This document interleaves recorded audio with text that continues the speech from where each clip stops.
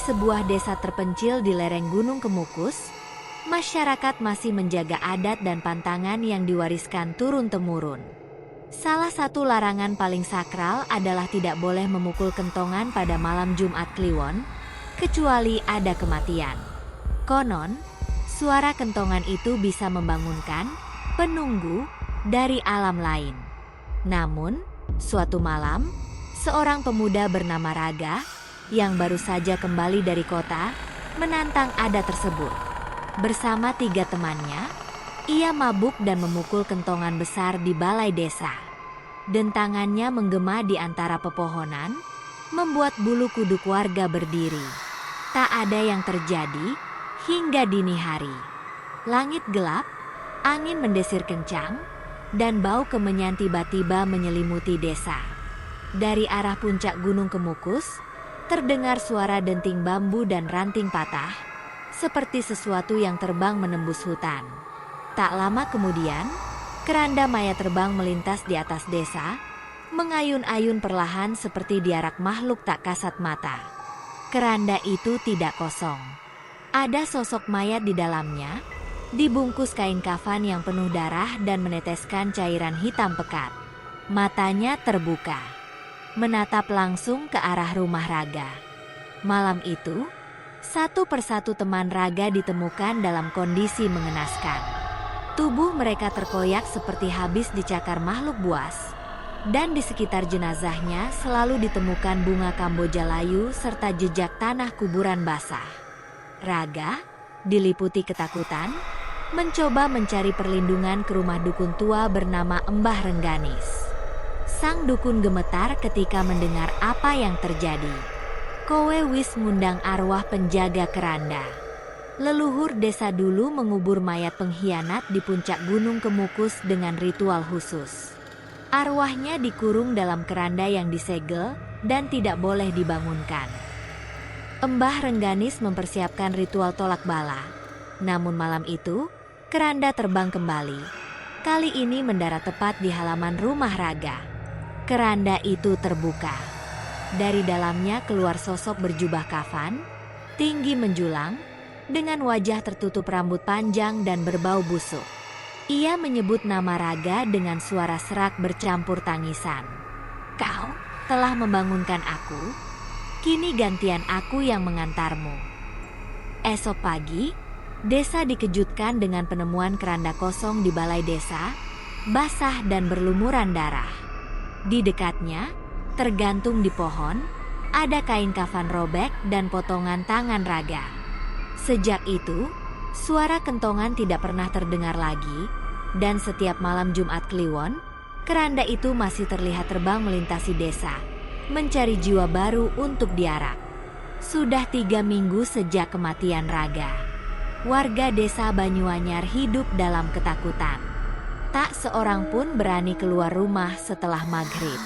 Bahkan, suara adzan pun kini terdengar lirih, seolah takut mengganggu sesuatu yang mengintai. Namun teror belum berhenti.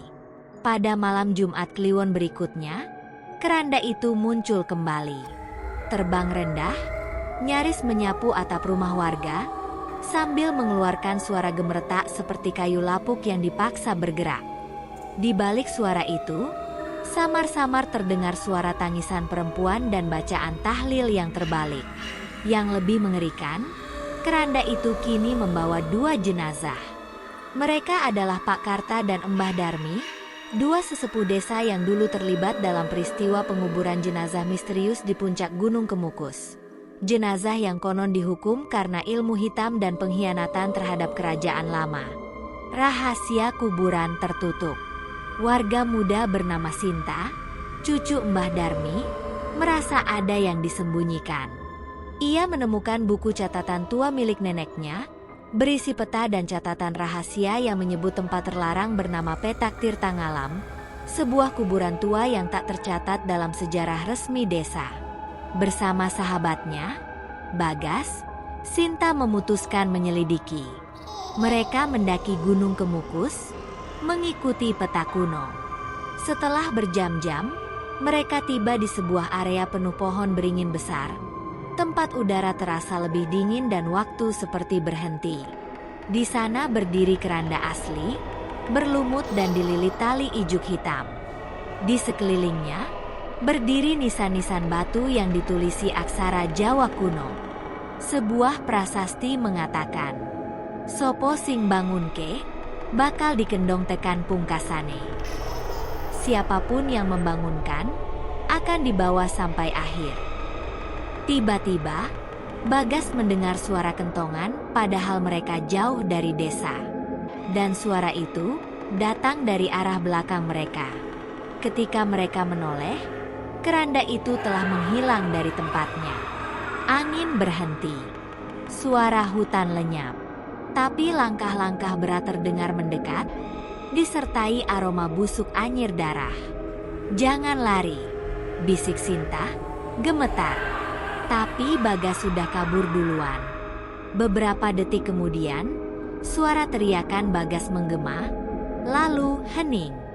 Sinta sendirian, dikelilingi kabut. Keranda yang tadi kosong kini muncul kembali. Dengan Bagas di dalamnya, matanya terbuka, menangis, tapi tidak bisa bersuara. Sinta berlari menembus hutan, napasnya berat, wajahnya pucat penuh tanah dan darah kering.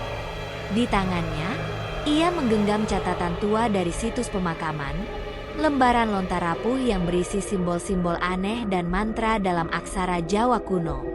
Sesampainya di rumah Mbah Rengganis, ia langsung mengetuk pintu keras-keras. "Embah, buka, tolong aku." Pintu dibuka perlahan. Wajah Mbah Rengganis tampak semakin keriput dan pucat dibanding terakhir kali Sinta melihatnya. Matanya cekung, tangannya bergetar. Tapi begitu melihat catatan itu, matanya membelalak seperti melihat hantu masa lalu. "Kau sudah membukanya." "Astagfirullah, kau lihat keranda itu dalam bentuk aslinya. Sekarang dia mengincarmu."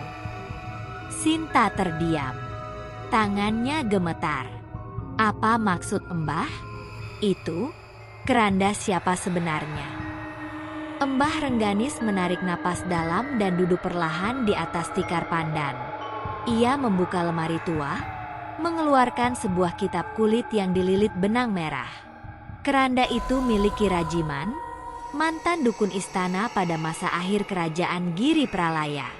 Ia dituduh menyalahgunakan ilmu hitam, membangkitkan mayat, menukar arwah, bahkan mengikat ruh orang hidup untuk dijadikan tumbal kekuasaan. Saat warga membakar tubuhnya hidup-hidup, ia mengikat jiwanya dalam sebuah keranda buatan sendiri.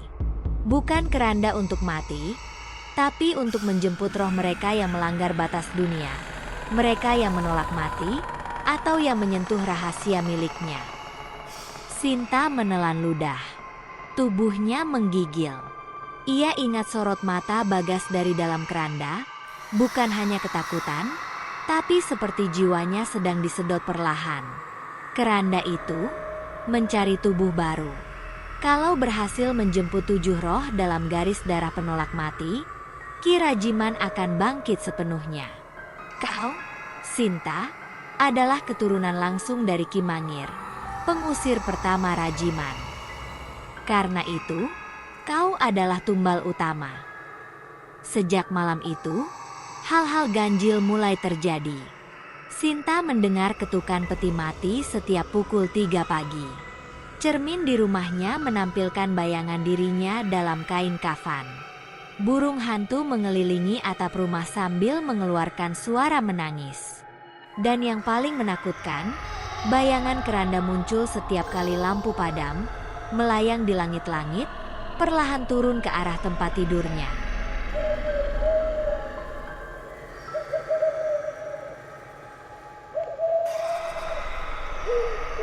Mbah Rengganis berusaha melindunginya dengan lingkaran ajian tolak ruh, tapi malam itu mantra gagal.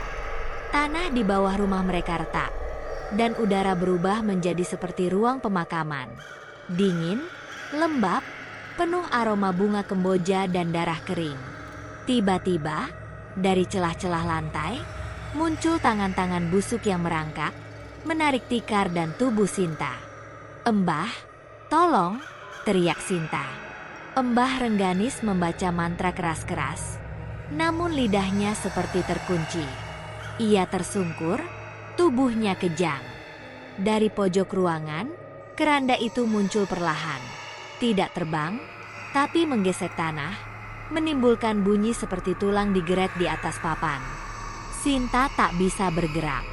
Dalam sekejap, tubuhnya seperti terhisap ke dalam keranda, meski ia masih berada di ruangan itu. Matanya terbuka, tapi dunia yang dilihatnya berubah. Ia tak lagi berada di rumah Mbah Rengganis, melainkan di lorong panjang penuh kabut dengan ribuan keranda menggantung di langit-langit. Suara jeritan, ratapan, dan tangisan terdengar dari segala arah. Di dunia antara nyawa dan maut, Sinta berjalan dalam ketakutan, melewati deretan keranda yang semuanya menatapnya. Ya, keranda-keranda itu memiliki mata manusia di bagian tengahnya, mengikuti setiap langkahnya. Tiba-tiba, satu keranda membuka, dan dari dalamnya keluar Bagas. Tubuhnya kurus dan membusuk, tapi matanya memohon. "Kau harus pergi. Jangan percaya suara yang memanggilmu. Kalau kau masuk ke keranda terakhir, kau tak bisa kembali. Ki Rajiman menunggumu untuk dijadikan tubuh barunya." Tiba-tiba suara keras memanggil, "Sinta." Suara itu lembut, namun menggema seperti gaung dari liang kubur. Dari balik kabut, muncul keranda terbesar, tinggi 2 meter, terbuat dari tulang dan logam berkarat, dengan wajah Sinta terukir di tutupnya. Keranda itu membuka perlahan, dan dari dalamnya muncul sosok Ki Rajiman. Wajahnya separuh tengkorak, separuh manusia. Lidahnya panjang dan bercabang. Tangannya memegang rambut-rambut hitam, kepala-kepala para tumbalnya. "Kau akhirnya sampai. Tinggal kau yang terakhir." Sinta berteriak, tapi suaranya tak keluar. Namun saat keranda itu hendak menelannya, suara kentongan terdengar dari kejauhan. Bukan suara mengerikan, tapi kentongan desa. Suara asli manusia hidup. Sinar terang muncul, memecah kabut.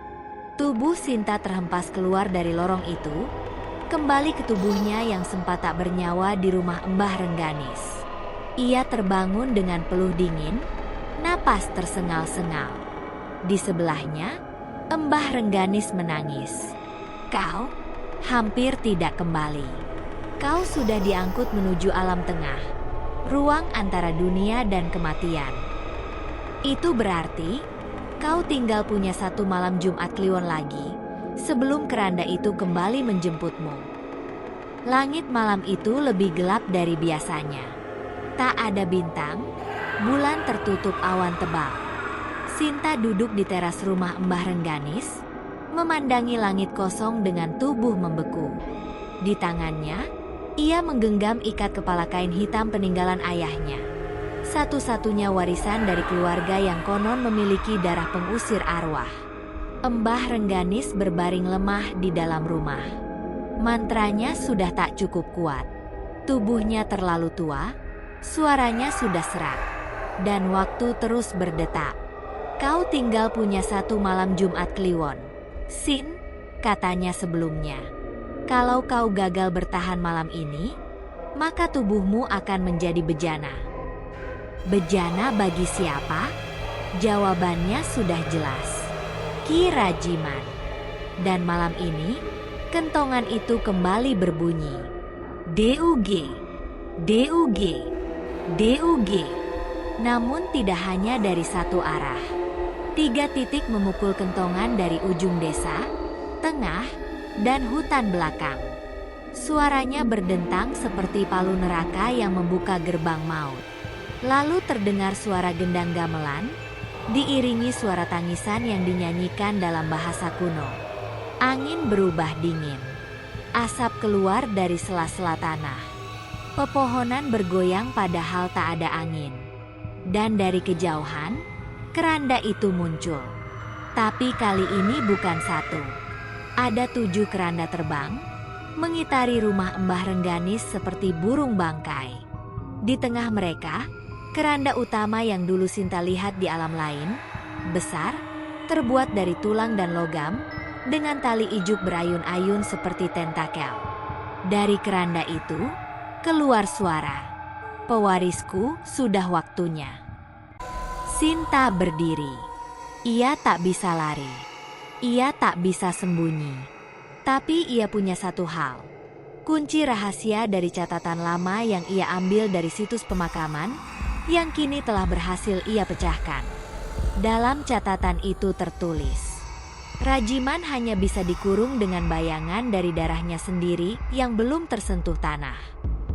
Artinya, darah keturunannya yang masih hidup. Dan Sinta tahu, ia satu-satunya. Ia menggambar lingkaran segel dari darahnya sendiri, mencampurnya dengan abu dupa dan air kelor, lalu duduk di tengahnya. Ia mulai membaca mantra dari kitab Mbah Rengganis. Meskipun lidahnya tercekat dan tubuhnya gemetar. Di luar, tanah bergetar. Pintu rumah terbuka sendiri. Ijuk masuk seperti ular, membelit kaki dan tubuhnya, menariknya pelan keluar rumah. "Aku akan menyatu denganmu dan hidup kembali." Suara Ki Rajiman menggema dari dalam keranda, kini melayang tepat di atas atap.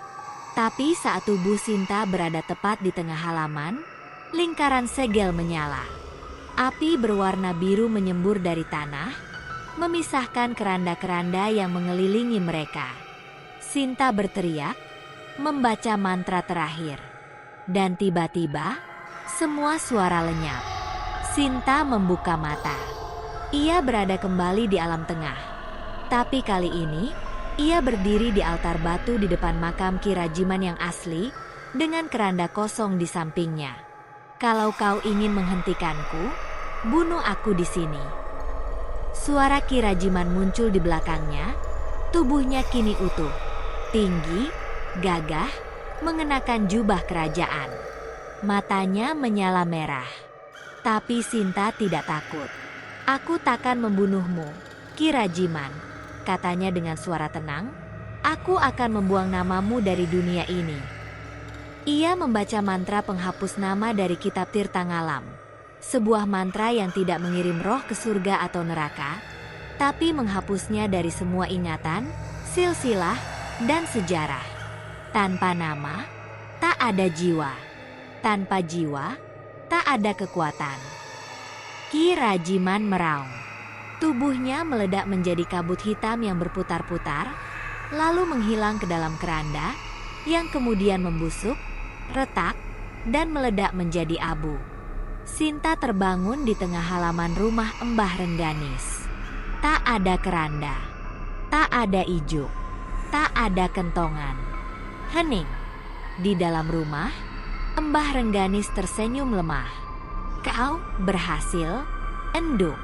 Tapi ingat, keranda boleh hancur, tapi bayangannya mungkin masih tertinggal." Sinta memandangi langit malam yang mulai cerah. Tapi di matanya, ada kilatan hitam kecil yang berputar sebentar, lalu hilang.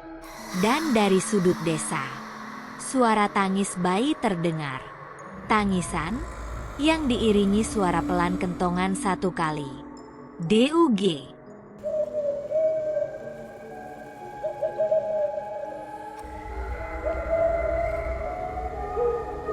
Sudah 3 bulan berlalu sejak malam Jumat Kliwon itu. Desa Pageralas kembali tenang. Tidak ada lagi kentongan misterius.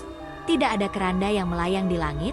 Dan tidak ada lagi orang yang menghilang tanpa jejak.